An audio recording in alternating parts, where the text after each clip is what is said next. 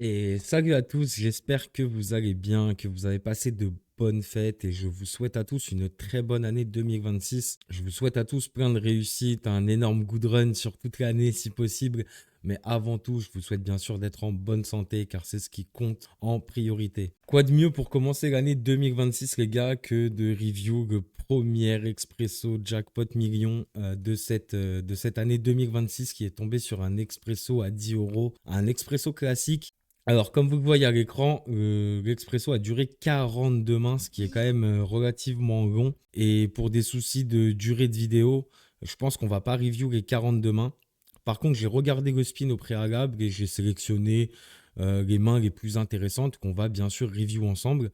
Si vous avez envie de consulter ce jackpot en entier, de faire la review vous-même en entier, je vous invite à aller sur le site de Winamax dans la rubrique News et vous pourrez retrouver le replayer de ce jackpot.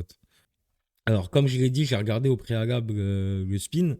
Et ce que j'ai retenu un peu de l'ambiance générale de cette partie, c'est que Charlet va mettre énormément de pression. En tout cas, il va avoir un style de jeu plutôt agressif et en tout cas, il va essayer de mettre énormément de pression à ses adversaires.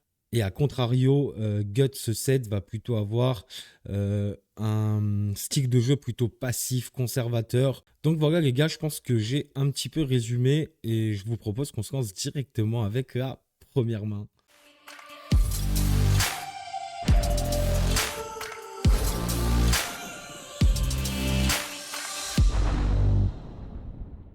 Si tu souhaites faire exploser ton niveau de poker, alors ça se passe ici. www.spinfamily.fr. Dépose ta candidature dans la section stacking et fais-toi financer et coacher par des professionnels jusqu'aux plus hautes limites du .fr. Et surtout, n'hésite pas à mettre un petit like et à nous follow sur tous nos réseaux pour te tenir informé des plus belles promotions de Regback et Freeroll. Donc, première main de ce jackpot, Guts 7 décide de passer au bouton. Charlie va décider de compléter avec 9 et 2 off. Pourquoi pas, c'est une main qui devrait passer théoriquement, mais encore une fois, d'un point de vue exploitant, sur un jackpot à 1 million, s'il estime que ses adversaires vont être un peu trop scared money, vont avoir un peu trop de pression, s'il estime que du coup, il va pas se faire assez isolé, il va pas se faire assez relancer pré-flop, et bien dans ce cas-là, pourquoi pas énormément VPIP, encore plus si on considère que quand on va gimper ici, nos adversaires vont énormément être passifs post-flop, on peut trouver des intérêts à abuser du gimp ici. Captain Fat en big blind avec Roi 5 suit va prendre l'option de checker et on arrive sur ce flop As Valet 6. Charlie va prendre l'option de checker et Captain Fat ici va prendre l'option de directement miser. Bien sûr, Charlie ici avec 9 et 2 off va pas pouvoir faire grand chose et va bien sûr passer sa main. Main suivante, donc j'ai noté cette main parce que je trouve qu'elle illustre un petit peu la passivité dont a fait preuve Guts 7 sur cette review. On va compléter ici avec Roi 7 off pré-flop. Charlie va checker avec 9 et 7. Donc on arrive sur ce flop 2, 5, valet. Guts va prendre l'option de parole. Charlie va faire de même. Turn doublette du valet. Guts continue de parole. Et Charlie fait de même. Et c'est là où je dis que Guts a pour moi été un poil trop passif pour le coup. Par exemple, on est dans une situation ici où quand on fait le roi river, effectivement, je suis d'accord qu'on n'a pas énormément de value dans cette situation, mais ça ne veut pas dire qu'on n'en a pas. Je pense que quand Charlie check 2 fois, on peut totalement imaginer qu'il peut avoir pas mal de 5, pas mal de 2 qui tout simplement décident d'essayer d'aller showdown. Donc ça, c'est des mains contre lesquelles on pourrait extraire de la value à la place de Guts. Donc je pense que River, ça aurait été cool de voir miser une blinde. Bien sûr, il a pris l'option de checker. Alors, quand on check, on pourrait laisser bluffer notre adversaire et potentiellement le call. Le problème, c'est que sur un jackpot à 1 million, comme ça, je m'attends à ce que mes adversaires ne bluffent pas assez. Donc, à la place de Guts, j'aurais vraiment préféré qu'on mise River pour ne simplement essayer d'aller extraire de la value contre un 5, un 2 qui pourrait prendre l'option de checker flop et turn, tout simplement pour essayer d'aller showdown.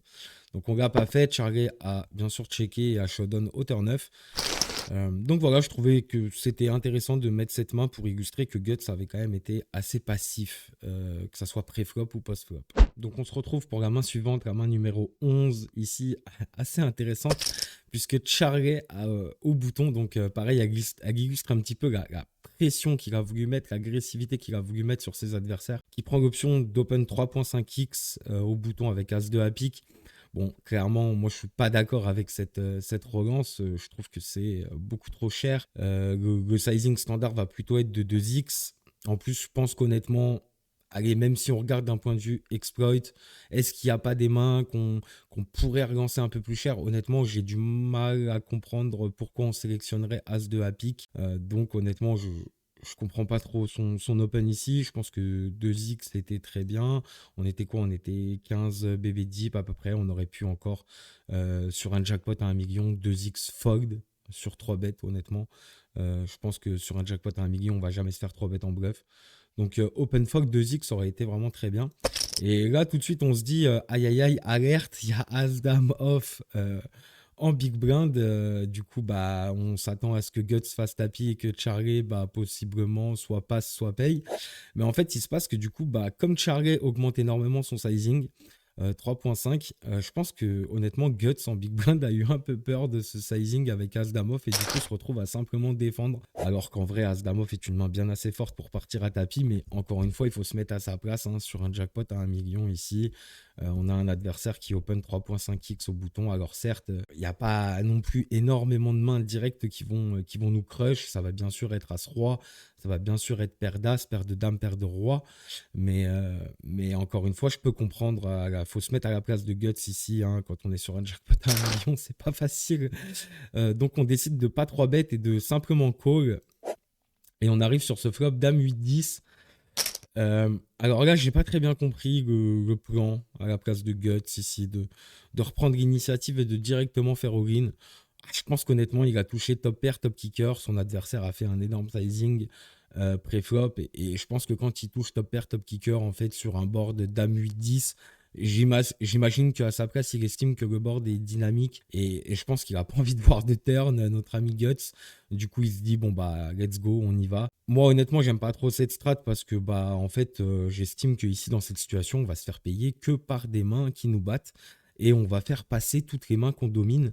Donc, admettons, on pourrait imaginer que Charlie et Open 3.5x préflop une main comme As-10 suité, par exemple. Bah, mettez-vous à la place de Charlie ici avec As-10 suité. Quand notre adversaire donc bet 12.8 dans 7, sur un jackpot à 1 million, je pense qu'honnêtement, As-10 suité va fold. Je pense qu'une partie des dames pourrait fold. Admettons que Charlie et Open 3.5x une main comme, je sais pas, Valet Dame. Même si, bon, je suis pas sûr qu'il sélectionne ce genre de main pour faire 3.5, mais on sait jamais. Par exemple, une main comme aussi forte que Valet Dame pourrait passer ici, même en ayant la gugshot sur un jackpot à 1 million. Donc en fait, le problème, c'est qu'on va se faire cog par quoi ici? On va se faire cog par Brogand 10, on va se faire cog par Brogand Dame. Peut-être des fois Brogand 8, quand quelquefois notre ami Charlet aura décidé d'open 3.5 avec paire de 8. Mais on va se faire battre par paire d'As et paire de Roi. En fait, c'est les seules mains qui vont call, c'est que des mains qui nous dominent du coup. Et on va faire fuir toute la range qu'on pourrait dominer chez notre adversaire. Donc on lui fait faire aucune erreur en fait à faire ça. Donc voilà, je trouvais cette main un petit peu intéressante. N'hésitez pas à me donner vos retours en commentaire. Mais je trouve que ouais, c'est un peu dommage de la part de Guts d'avoir fait ça au flop. Après, encore une fois, sur un jackpot à 1 million, je comprends. Enfin, je comprends. Je comprends pas forcément, mais je me mets à leur place quand même. C'est pas facile. C'est clairement pas facile. Main suivante, main 14. Donc, celle-là qui va aussi pas mal illustrer la passivité dont va faire preuve Guts le 7 un peu tout le long de ce spin. Alors, vous allez me dire, il a donc bet all-in sur la main précédente, mais je pense pas que c'est vraiment de l'agressivité de faire ça. Je pense que quand il donc bet all-in, il essaye vraiment de se protéger parce qu'il a peur du flop et qu'il estime que le flop est assez dynamique. Je pense que c'est plutôt dans cette optique-là qu'il l'a fait et pas vraiment dans une optique de mettre de l'agressivité dans son gameplay. Charlet qui décide de limper au bouton avec Dame 4 off, donc ça c'est vraiment mauvais hein, les gars, mais bon encore une fois je pense qu'on a fait assez de vidéos review et qu'on va pas se répéter une énième fois et on va pas expliquer pourquoi c'est une erreur ici de limper au bouton. Je vous invite à aller voir toutes les vidéos review qu'on a fait, mais en tout cas c'est vraiment pas le bon play ici. Captain Fat qui va décider de compléter Croix 10 off, pourquoi pas. En vrai, quand Charlie a gimpé au bouton, on pourrait presque déjà commencer à réfléchir si on peut pas ISO cette main. Mais pourquoi pas compléter. Et Guts ici, en big blind avec As-9 off, une main aussi forte que As-9, a clairement envie d'isoler pré-flop et potentiellement de faire tapis directement, d'isoler à tapis pour prendre l'argent mort au milieu parce qu'au final, quand Charlet limp au bouton, il vient de dire à ses adversaires qu'il avait plutôt une main moyenne, voire faible. En plus, il faut noter que sur les mains précédentes, Charlet a utilisé des opens assez conséquents au bouton, 3x, 3.5x. Donc du coup, on peut clairement en déduire que quand il a ses meilleures mains, il open 3x, 3.5x, et du coup, quand il limp, forcément, il est plutôt dans le bas du tableau, quoi.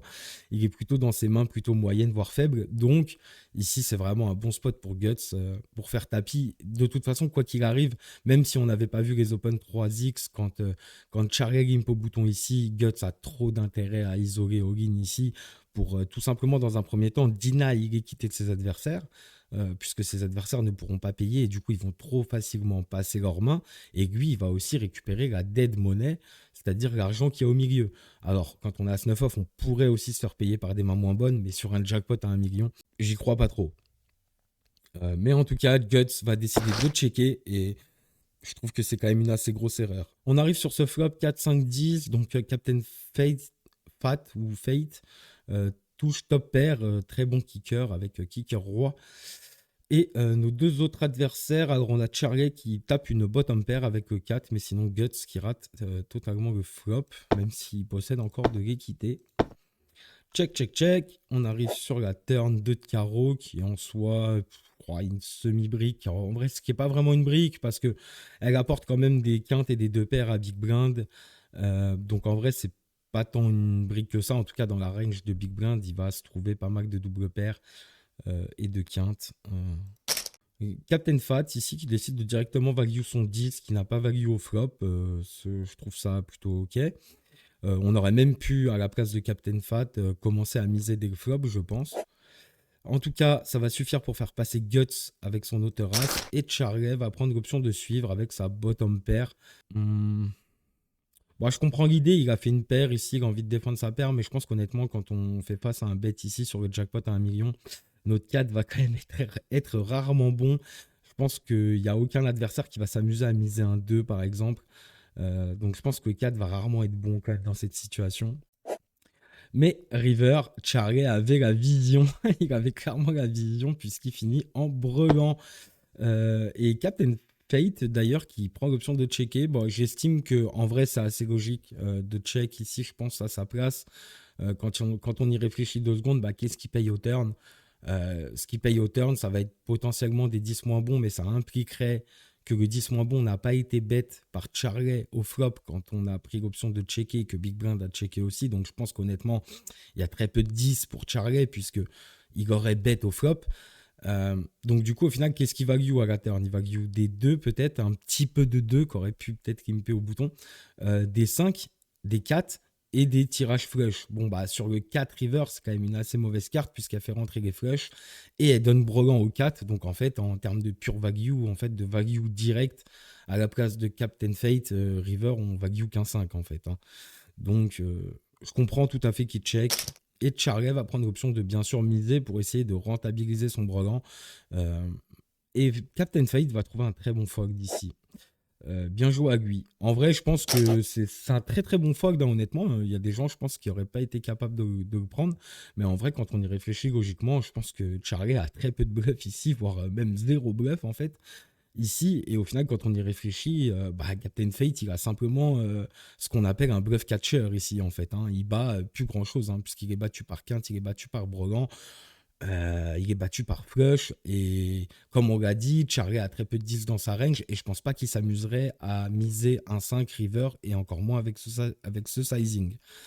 Donc au final, quand on y réfléchit 2 secondes et qu'on a la place de Captain Fate, en fait on back un bluff et notre adversaire a vraiment faut quand même essayer de lui trouver des bluffs ici et je pense que sur un jackpot à 1 million il y aura clairement pas assez de bluffs. Donc très beau fold de la part de Captain Fate, bien joué à lui.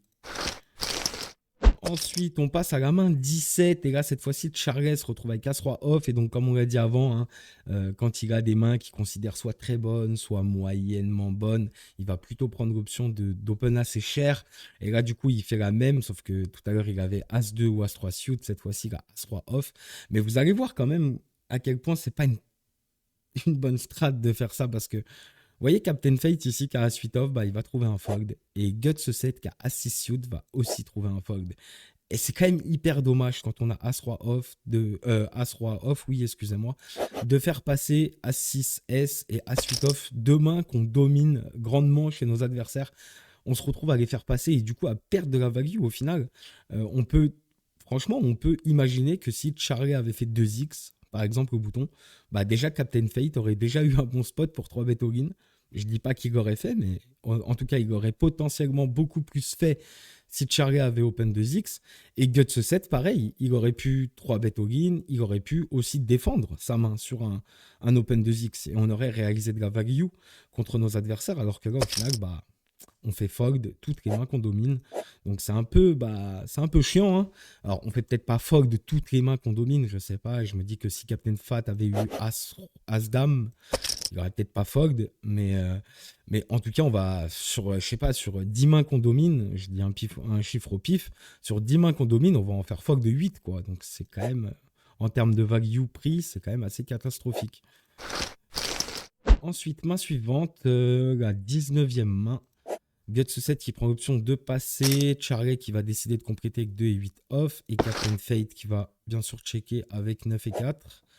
On arrive sur un flop 10 valet roi, je me souviens pourquoi je vous ai mis cette main, elle est plutôt sympathique. Charlie décide de check, Captain Fate fait la même chose.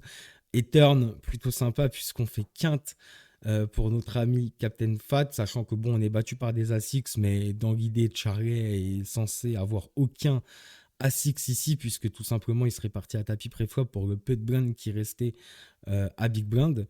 Donc, Charlie a jamais un As, et du coup, on a, je dirais, quasiment tout le temps la meilleure main. La seule fois où on n'a pas la meilleure main, c'est quand Charlie a slow play, il flush flopé. Mais bon, c'est un scénario qui va se produire très, très, très, très, très rarement. En tout cas, Charlie sur cette dame décide de bet en bluff, du coup, en se disant que son adversaire n'a pas montré d'agressivité au flop et que du coup, sur une dame, sur une quinte quasiment affichée sur le board, il pourrait un peu trop faire fold de son adversaire, ce qui, pour le coup, peut être vrai. Malheureusement, on est mal tombé puisque Captain Fat a quinte, donc bien sûr, il va payer et toudoum, boum, on fait quinte flush pour Captain Fate. Donc j'ai trouvé cette main un petit peu sympa, puisque honnêtement, je crois que sur toutes les reviews millions que j'ai faites, je crois que j'en ai vu aucune quinte flush. Et donc du coup, bah, Captain Fat qui nous régale ici. Bon, bien sûr, Charlie décide d'abandonner sur cette river assez catastrophique. Enfin, ça va être dur quand son adversaire le paye turn de faire fold de quoi que ce soit chez lui. Et bien sûr que Captain Fat, malheureusement, contre 8 et 2, ne va pas dégager de value. Mais voilà, c'était sympa de voir une petite quinte flush sur l'Expresso million. Main 24, et ça va être assez dramatique pour Captain Fat, puisqu'on part à tapis avec As-4 suit, donc très bien joué de sa part. D'ailleurs, je note quand même que Captain Fat était sûrement le joueur le plus aguerri des trois. C'était sûrement lui le meilleur. Malheureusement, il a quand même manqué de réussite, il a manqué de bons spots, si je dirais. Il a eu un manque de réussite, malheureusement. Il part à tapis ici avec As-4 Apix, qui est très bien joué de sa part pour 5 de deep. Malheureusement, on se retrouve face à As-9 suit. Donc là, c'est vraiment... Ça fait un petit peu chier à la place de Captain Fat, si je peux dire ça comme ça. Et malheureusement, ça va tenir pour Charlie et ça va être l'élimination pour Captain Fat. Et du coup, on va partir en heads up. Charlie contre Guts. Donc va s'en suivre une tonne de coups, on va se passer les jetons, il va rien se passer d'extrêmement intéressant pour se retrouver à la main 31. Où Charlie ici décide de compléter, en vrai valet 9, je pense une main assez forte pour partir à tapis, hein, pour 6 bébés deep en face. Bon, il décide de compléter, encore une fois pourquoi pas, même si honnêtement le standard serait de partir à tapis avec sa main.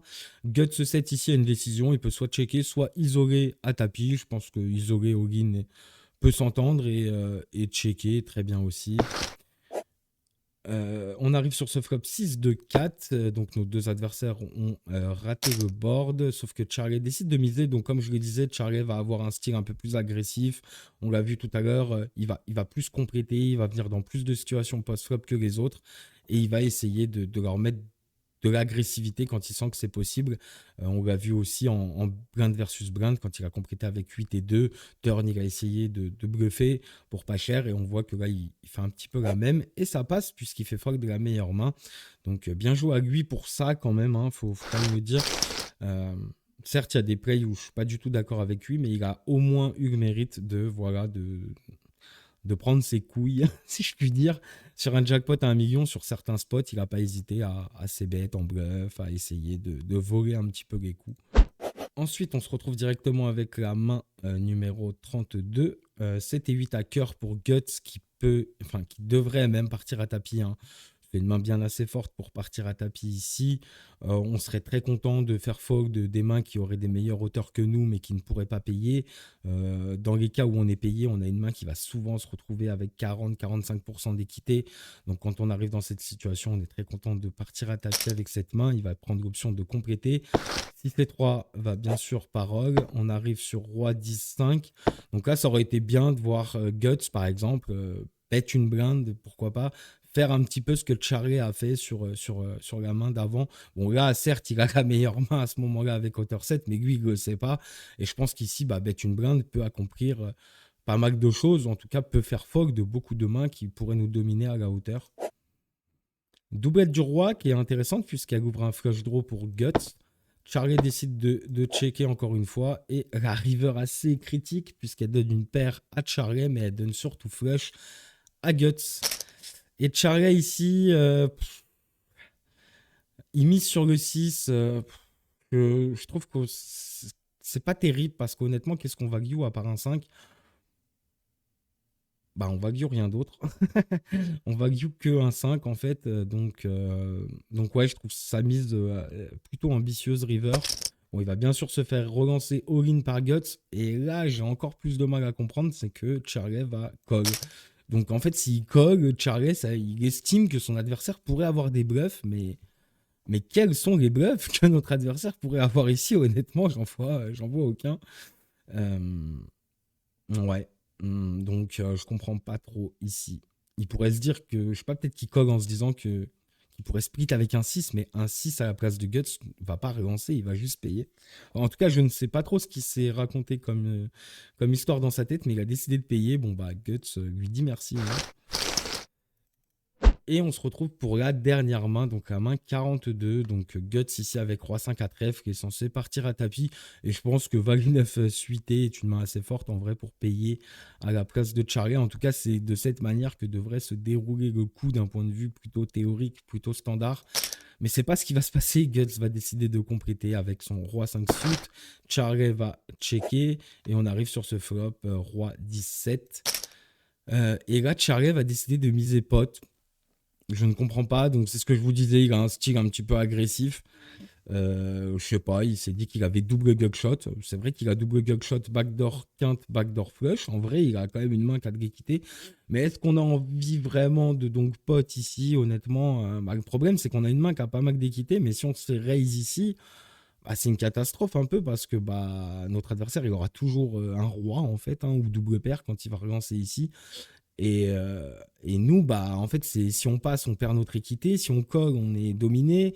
C'est vraiment une situation dans laquelle on n'a pas envie de se retrouver à la place de Charlie. Donc, je pense que vraiment miser ici, c'est pas une très bonne option avec sa main. Et bien sûr, c'est ce qui va se passer, hein. Guts va faire tapis. Et là, Charlie va tout simplement décider que 35%, ça suffit. Ça suffit, il a assez d'équité, il s'est dit écoute, j'ai mis 2 blindes, c'est pas pour folder, mais 30% d'équité derrière quand il faut en rajouter 3. En vrai, il faudrait faire les maths, mais honnêtement, une fois qu'il en est là, une fois qu'il a pot, je pense que la pire option, c'est de se retrouver à pot et de fold notre équité. Donc bon, il a payé son équité, mais honnêtement, le play est pas bon ici. Je pense qu'au flop, il aurait dû checker avec valet 9 à clic. En tout cas, il décide bien sûr de payer, de réaliser son équité. Donc on a 35% pour Charlie. Et le suspense va vraiment être très court, puisque boum, turn 8 de cœur, drawing dead pour Guts, malheureusement qui avait top pair. Et Charlie va remporter le premier jackpot à 1 million de 2026. Donc félicitations à lui, il va remporter 800 000 euros. Félicitations aussi à Guts et à Captain Fate qui étaient ses deux adversaires.